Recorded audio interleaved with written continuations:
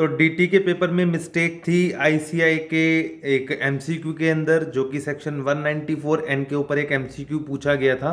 उसमें आईसीआई ने जो चार आंसर दे रखे थे, उस चारों में से कोई भी आंसर मैच नहीं कर रहा था।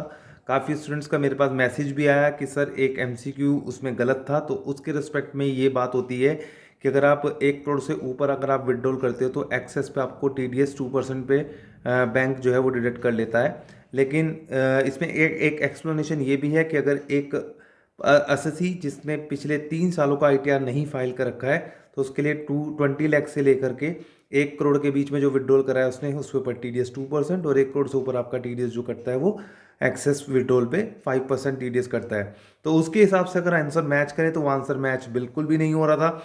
चारों आंसर में कोई भी आंसर मैच नहीं कर रहा था, चारों आंसर में से। तो उस केस में क्या आईसीआई आपको मार्क्स देगा? आईसीआई उसके लिए बिल्कुल मैं आपको मार्क्स देगा, मार्क्स आपको अवार्ड करेगा अगर आपने उस क्वेश्चन को अटेम्प्ट किया है या नहीं किया है, क्योंकि चारों में से चारों एमसीक्यू मैच नहीं कर रहे थे। तो ये सबके लिए आपके लिए रिवार्ड है एमसीक्यू। अगर वो 2 नंबर का एमसीक्यू था तो 2 नंबर मिलेंगे, एक था तो 1 नंबर मिलेगा। इसके अलावा आपका आईडीटी का पेपर कैसा हुआ? मुझे काफ़ी स्टूडेंट्स का मैसेज आया कि आईडीटी का पेपर सर मॉडरेट लेवल पे था, कोई ज़्यादा टफ भी नहीं था और ना ही ज़्यादा इजी था।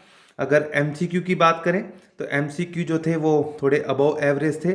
और अगर मैं बात करता हूँ डिस्क्रिप्टिव पार्ट, तो डिस्क्रिप्टिव पार्ट थोड़ा सा एवरेज लेवल पे था। ठीक है, यानी कि एमसीक्यू आपका अबव एवरेज और आपका डिस्क्रिप्टिव जो पार्ट था वो था आपका एवरेज लेवल पे। तो अगर मैं एज कम्पेयर टू डीटी और आईडीटी का पेपर देखूँ तो ऑब्वियस है डीटी का पेपर बहुत ही लेवल पे पूछा था आईसीआई ने, लेकिन उसमें कुछ मिस्टेक थी। उस मिस्टेक का आपको अवार्ड जरूर मिलेगा, वो रिवार्ड जरूर मिलेगा।